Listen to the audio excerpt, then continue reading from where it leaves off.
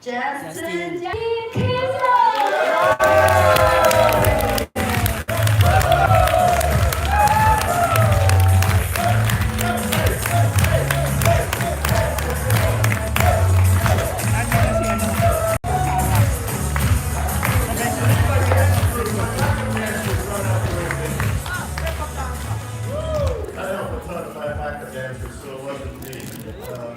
Anyway, love my hike through all of you guys. I've said this before, some of you have heard this, but I don't know if there's anybody in the world that rivals energy. The only place we got some of our Colombian friends in here today. Latin America may be the closest to rivaling the energy. Man, I love when I'm here and I feel this great energy. So thank you guys for being who you are and for approaching business with the passion that you do. All right, I've only got 30 minutes today, and I hope we leave this with a clear vision for what the next 20, 30, 40 years looks like for you in this business. And how we've already started laying this foundation, but we're laying a foundation that is built to last. And I want to walk through a few examples. I want to share with you what the company is doing to make sure we're built to last.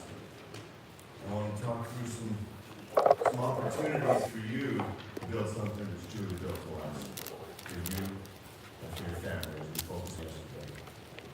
But it starts with never losing sight of the big vision. There's this saying, big vision, small problems. And if you're focused on the big vision, those problems become really small.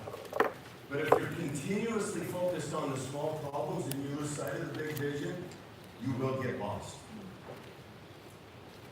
And you'll get distracted by things that truly don't matter in the big picture. So I want to challenge you to continually think through that.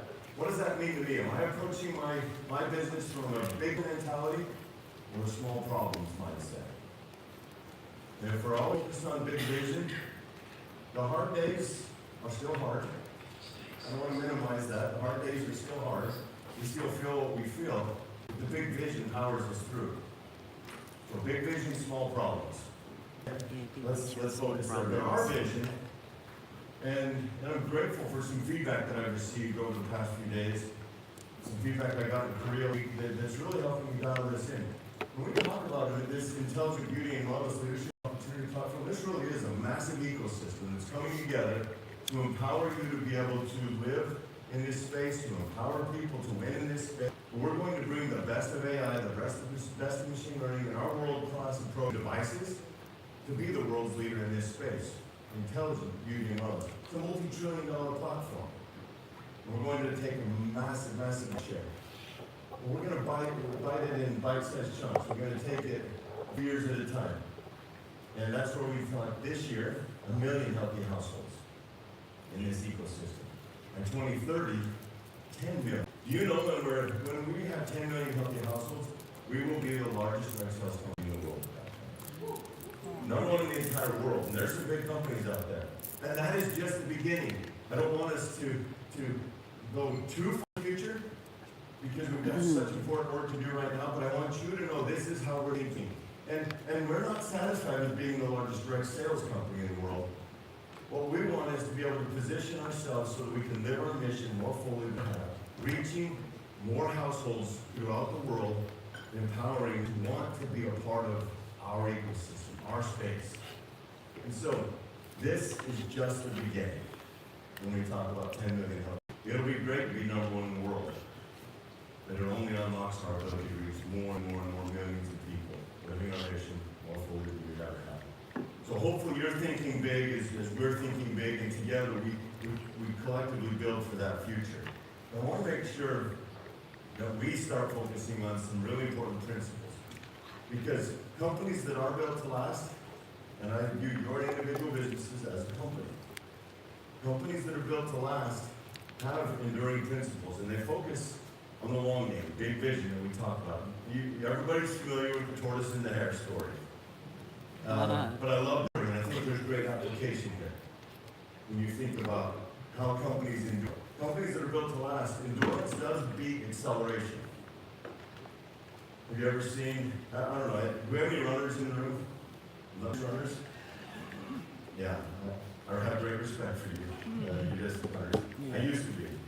With multiple back surgeries and knee surgeries later, I don't run distance anymore. But having run those races, I can say you always see those guys that come out of the gate hot, and they are on fire. They're determined they're going to win that thing.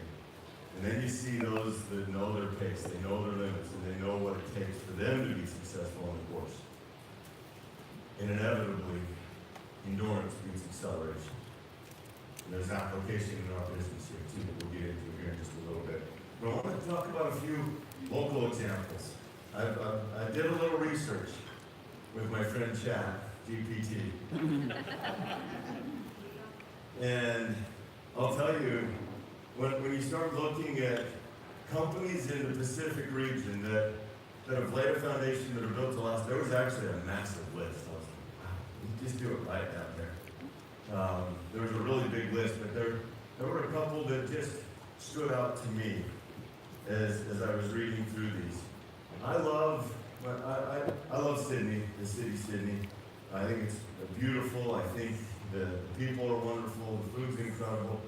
The Sydney Harbor was overbuilt on purpose, as I did some research on it. Some of you will know this way better than me. But it was built at a time that the traffic didn't justify this grander structure.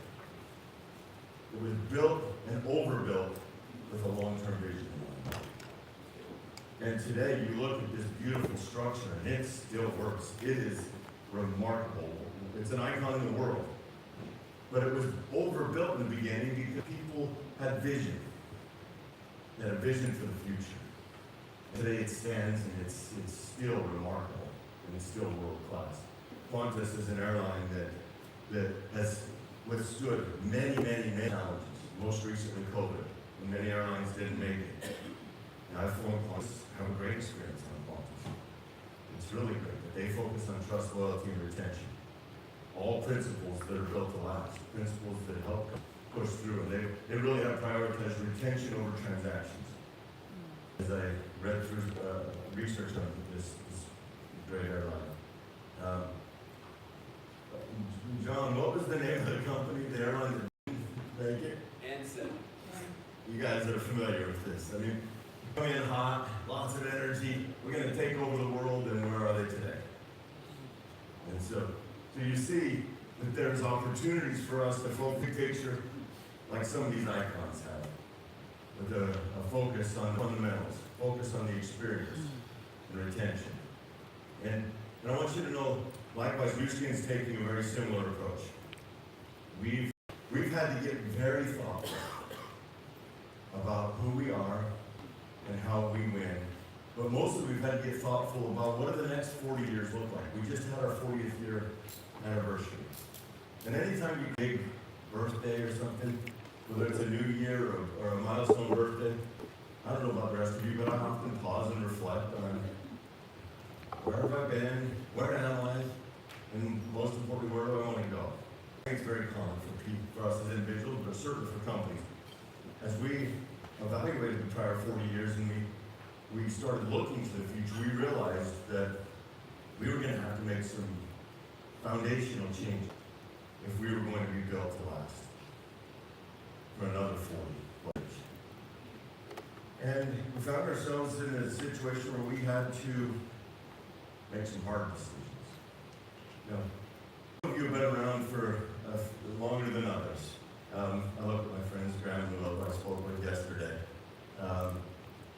Let me just put you guys on the spot. When you started your business, from a technology standpoint, Graham and Will, what technology were we using when you started your business primarily? Very little fax machine. Okay, fax machine? A phone. What type of phone did you have? Landline. I don't believe so. I didn't at that point, so maybe you were way ahead of me, but I didn't have a mobile. Mine was a rotary phone, which, but funny story, we were at an old cabin of some friends recently. We were staying with some friends, and they had in that cabin one of those phones that you, And Dog. if you see one of those, Seeing this dog. ask your kids to use it. It's hilarious. They could not for the life of them figure out that you've got to rotate the whole thing around, let it come back, get the next number. It was one of the funniest things I've seen watching kids try to experience and use a rotary phone. Anyway, I digress. The point is, when we started, literally, we had a corded phone and maybe a cordless, if you were really rich, and fax machines.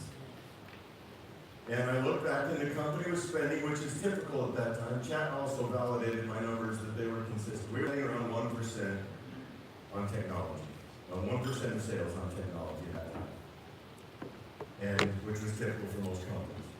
Today, what percent do you think most companies are spending? What percent do you think most companies are spending on technology today, especially if they're subscription digital oriented? What percent would you say of sales? 6. What else? 20. 20. What else? 50. 50%. That's. I don't know how companies survive 50%. But I love the thing because it is certainly more. Typically, companies like ours, subscription focused, that need to provide a really compelling digital experience, are spending 10% of sales on technology. So you start doing math, you can see back in the 80s, 90s, spending around 1%. Now, 10 to 12%, which by the way, we're still trying to figure out how to get up to that 12% so that we can provide you the world-class experience that you need. We get the feedback that the digital experience is not yet where it needs to be. And we're making investments so that digital experience is great. But why do I share this with you? Because as the years have gone and business evolves, it has become more important than ever that the company make good financial decisions, good business decisions, so that we are built to last for you, for your families, and for your future. And we start to see that kind of pressure. So we're publicly traded on the New York Stock Exchange, which brings a whole set of other requirements and expectations. Shareholders have expectations that you're going to satisfy minimum financial requirements, that you're doing things. So we want to provide a world-class experience for you. We also have a fiduciary responsibility to shareholders to provide what they're expecting from us. And so all of this comes together to say we've made some hard choices, knowing that we now have that much more we have to spend on technology. And yet, you know what has remained unchanged?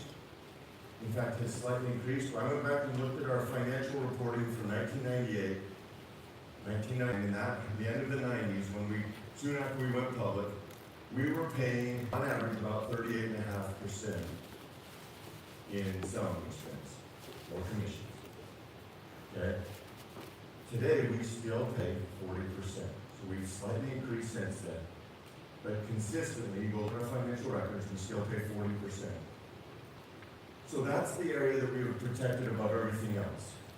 In this spirit of being built to last, we still pay 40%. Well, what does that mean then? And if we've got any accountants and finance pros in this room, you'll know that your operating income starts to take a hit when you go from 1% of sales being spent on technology to 10% of sales being spent, and you're still paying 40% in commissions. The money has to come from somewhere to maintain the profitability. So we've had to make some hard choices. We have some former team members that are not with us anymore. We've had to downsize our workforce. We've had to cut back on our physical footprint around the world, closing retail spaces and lines. We've also had to, and I'll say thank you on this next part ahead of what many of you no longer have some of your favorite products in the portfolio. Yep. Many of you have a favorite product that is no longer sold. And that was a really hard decision. But I'll tell you, it was all done in this spirit of being built to last. The products that we discontinued were products that when we started really analyzing, for every one we sold, we lost them. Does that make business sense? No. Is that a company that's thinking long term and being built to last? Yes. No. And so we made a hard that we needed to optimize the portfolio to make sure that the products that exist in the portfolio are products that meet the margin requirements that allow us to move forward in a built-to-last mindset. And with that foundation being strong.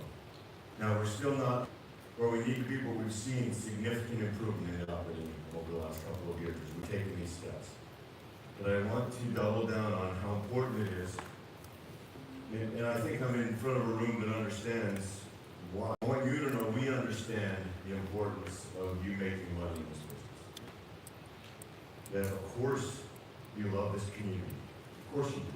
It feels great to be here. I feel good when I'm with you. Of course you like the products. You like it. You like how they make us look. Of course all of those are there. But we've done enough research and had enough conversations to know that we're primarily here because we want to make money. And we know that 40% is a really important piece that we've got to do everything we can to make sure we continue to power you with that, with as compelling and rewarding of a compensation plan as we possibly can. So, I share all this with you, and I hope it's not too heavy of a subject, but I'm with people that I view as business partners. And so we're having a grown-up conversation today around why we've done some of the things we've done. And I want to transition to so what? There's always a, so what does that mean? Well, so what that means is that we are now positioned for the long haul. We're going to continue to take steps to make sure we're investing in technology as smart as we possibly can. Knowing that we probably will never keep up with the investment Amazon. We're not likely to keep up with the investment Amazon and some other big tech players. But we're gathering input from you all the time. We're investing in partners that get it. Some of our new partners out of India are enabling us to do things that we've never been able to do at a more affordable pace. That's going to unlock real value for you, reach for all of us. So I share that with you because it is critical that Nu Skin makes sure we've got real financial discipline, financial strength. We're going to be more operationally sound than we've been ever. And we're going to make sure that our focus stays really clear. We've also heard the feedback. If you shift too fast, it's hard for us. Don't move too fast. Because we have teams that have jobs and it's time to train and educate and bring them along. You're going to see a more disciplined focus from the company than you've ever seen. Well, we've been talking about by 2030, 10 million healthy households through Prism.io. You're going to hear that for the next several years. Yay. We're going to continue. You like that? I do too. I do too, because when we simplify and focus for everyone. And it's going to unlock our greatest strengths. Because you are the greatest strength of Nu Skin, and when we make things easier for you, you get to go do your best work. And so we understand that. And so know that when we talk about being built to last at Nu Skin, these are the principles behind it. And we're going to make sure we keep making good decisions for you so the collect come together and have a business that's built to last. But I want to transition in the remaining time that I have to, so what does that mean to you at the individual level? Because I think it's a safe bet you're here because you want something that's built to last. Every one of you want a business that's built to last. And being able to live that lifestyle that you want. Let me share some data with you that I think you're going to find interesting. I certainly did. When you look at, so this says ARO, it's just subscriptions. And some markets call it ADR, some markets call it ADP. We're dialing that in, it's just subscriptions and healthy households now. And yeah, take a picture of this because I think it's important for you to be able to have this to reference and understand. But if you look at the average monthly volume in their first 3 months, and you correlate that to brand rep retention, okay? Now, I know how hard you work. I don't see you every day. I don't see all the blood, sweat, and tears. I've had enough conversations since 1998 to know that you work your tails off. And it's hard, it's emotional. And you get invested in people. You start to really love them, you connect with them. And you get them to the point of brand representative, and it's a celebratory moment. And you're feeling really good for them and their future. But then when you look at these retention rates, I'm sure this doesn't surprise most of you. What we see is 3 months later, people that have, if you look here, below 500 points in subscription volume, the retention rate is essentially 10%. I don't mean to be heavy, but I told you we were going to have an adult conversation. And this is partner to partner, real talk. One of our greatest opportunities in Nu Skin is one of our greatest weaknesses. Brand rep retention. Massive opportunity for all of us. But the good is there's an answer. And the answer is pretty clear to me when you look at what it takes. And now, 1,500 points in subscriptions results in a 60% retention rate. Can you see the difference? Imagine the number of brand representatives in your organizations that have come through. And if you went back and looked at the last 2 or 3 years, you looked at the number in your entire organization, and you go look at 10% of them as opposed to 60% of them, can you start doing some pretty quick math and see where your business would be? If that were the retention rate that you were realizing. And so for me, as I look at the opportunity, as I look at a future that's built to last, it has to be rooted in subscription volume. The data is as clear as anything I've ever seen. And that's why we're so focused on Prism and healthy households. Because we believe that Prism.io is the most compelling tool that we have ever introduced to be able to drive this subscription behavior. And as we focus on subscription, as we focus on providing that great experience, we're going to get more and more healthy households. And that's why we've defined a healthy household as just this. Any subscription. So just go there. Any subscription, we've labeled a healthy household. But that will include a TRME 90-day kit. That's 3 months worth of product. We view that as a subscription as well. And so when you hear the company talking about 1 million healthy households this year, 10 million by 2030, is there a better context for why and how that helps us build a business that's built? I hope so. I hope that makes sense, because what we see in the data is as clear as anything I've seen. That leaders that come in and focus from the beginning from day one, on subscription, see far more stability in organizations than leaders who just are focused on people getting to brand rep anyway, at any cost. And when you're this intentional from day one, you see greater stability. How many of you want that type of stability in your business? Yes. Me too. Me too. I look at this as the greatest opportunity we've experienced in our history. To get this focused, this dialed in. And that's why you're going to see us investing in that experience. Heavily in that experience. We're going to recognize for that. We're going to reward for that. And we're certainly going to build a digital experience that leads to that.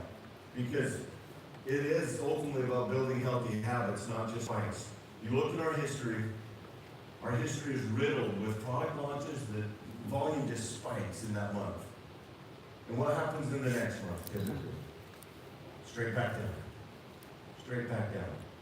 And then we see that product kind of level off. Except for a couple of rare exceptions.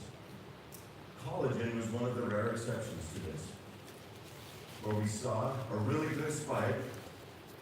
The next month, it came down from the spike, but not to the levels that we'd seen. And there was a heavy focus on subscription with collagen. We actually saw collagen become a very stable product, growing month after month after month with a heavy subscription focus. And so, I'm speaking worldwide on that. So I share that because we need to make sure that this is, and I speak from the company, that we're focused on healthy habits, not spikes. That stability in our business is going to be key to each of our abilities to succeed. Because great things do endure because they were designed to endure. They were designed that way, intentionally. Just like the bridge we saw in the beginning. It was overbuilt. But it was overbuilt with one vision. And the ability to recognize this place is beautiful. It's going to attract tens, hundreds of millions of people eventually, and we need to make sure this is built to last. And so I want to extend that invitation to each of you that we think through what does this look like? Because Prism.io is the bridge, but healthy households, how do we define a healthy household? Any subscription that includes what? Everything. Is that simple enough? Yes. When we start recognizing healthy households, hopefully that's clear because that is the foundation. And we believe when we build on that healthy foundation, that as the storm and the winds come and the waters come, there's that old song, the wise man built his house upon the rock. Right? And the rains come and it's okay because it's built on that solid foundation. But if it's built on the sand, what happens? The house collapses. You just watch the sea. That's the foundation we're building right now. Is that foundation that's built. But I want to double down on something we did yesterday. You have a built-to-last culture as well. And what do I mean by built-to-last culture? Because it's great if you come in and you're focused on, from day one, my focus, this new person is going to get this many healthy households this week, this many healthy households by the second, and that'll be up to each of you to decide what does your system look like. But I challenge you to think that thoughtfully. I just onboarded this person, they got their Prism.io, they're going to practice their friends and family, people they trust for the first 2 days, so they can get confident. By the end of the week, we're going to have how many healthy households? By the end of the next week, how many healthy households? And as we get that intentional about onboarding new people with this set, when they reach brand representative, they've got 1,000, 1,500 points in volume. Their house is built on a solid foundation. And the ability to move forward, to have more confidence, because that volume is there. But I built to last another step further. Are we as a team focused on making a difference in the world? The bigger vision of why, like I'm connecting at the heart. When I start thinking about money, it motivates me. And I'm motivated by even my physical appearance, those improvements. But when somebody touches me at the heart, we connect at a different level. And so that's where I want to extend the invitation to make sure you've got a built-to-last culture that's rooted in our force for good. This little guy, Mario, I've shared this with some of you. I took a picture myself as I met that little guy. We'll circle back to Mario in a minute. But Abby's talking about, we went to Oaxaca together. And when I met this little guy, you can see the picture on the left. That was him before he met Nu Skin. After he met Nu Skin, his entire life, same with this little guy that I'm holding. And every other child that I hold that day. But Mario, look at his beautiful lip. Look at his beautiful face. Guys, this is the impact that you're having. This is just one example of a little boy whose life is changed forever because of you. Forever. He doesn't know it, but you know who did that day? His mother was holding him. Man, the smile on her face, the look in her eyes, and the expressions of gratitude that she shared is something I'll never forget. Is that mother held her little boy Mario. And she knew. Mario didn't know his life had been changed. She knew it. There's nothing more powerful than the love of a mother. I witnessed it that day. Witnessed my life. I watched a mother who was carrying her child in. The child was holding, not this one, the next one. I watched the mother take this little boy and carry him into the operating room. And she had fear and tears in her eyes. And she was going into that experience. So I saw the before, and then I saw the after in Mario's mom.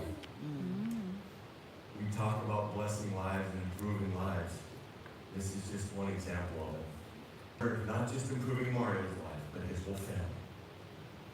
So when I talk about having a culture that's built to last, I want to challenge you to be intentional about the culture you create in Team 2. What type of team culture do I want? What type of team culture do I have? How can I improve? How do we make sure that we're rooted in heart? That we're not just focused on subscription volume, because that is important. When you've got the heart that goes with the now you're built to last. Now you're truly built to last. And so I'll just end with this invitation. You're going to be working with John and the team over the next few days and weeks on establishing your own individual healthy household goals. And I challenge you to go in and think about, all right, I'm going to have this many new brand reps this year. Here's my goal. And I want those brands to have at least this much in healthy household volume. And then you start doing your goals. Well then, if let's say that I place this many devices, and we go with Graham's math instead of John's math, and we get this much better results from place this many devices, we get that many on subscription, that means that my brand reps have this much volume. You're going to have those conversations with John and your account managers. We're going to boil it up to a number that we will target for the Pacific region. And as I started doing some preliminary math, John and I did some math yesterday, I actually think the Pacific region can be one of, if not the world leader, based on what you're experiencing right now. Where you already are from a subscription rate standpoint, Korea submitted a number to me, and I said, Pacific's going to kill you guys. Korea is one of our biggest markets singly in the world. Korea's number, Pacific will beat Korea. I look at Japan's number. Japan is the #1 subscription market in the world. You know that more than 70% of their volume is on subscription for the entire market. And it's better, more stable country. Further evidence of the power and stability of a built-to-last culture and mindset. But even the number that Japan is looking at, when I look at Pacific, and I feel what we've got in the room, I believe there's an opportunity for the Pacific region to lead the world in healthy household business. So I'll stand that invitation clean first at an individual level for my team, how many healthy we create. Go with your account manager, we'll roll that up into a number that John will report to the board of directors. I know you'll make them proud. And I know you'll make yourselves and your families proud. And together, time we're together, I'm predicting we're going to be in an even healthier space. Growing, thriving, celebrating, and honoring each other. So thank you for everything you do. Are we committed to building a business that's built to last? Yeah! Thank you, everybody. Thank you so much.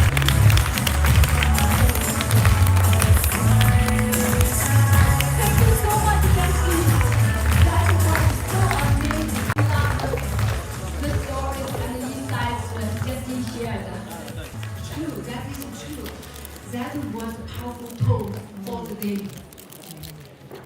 Our next section is about recognition, celebrating achievements and leadership. Now, let's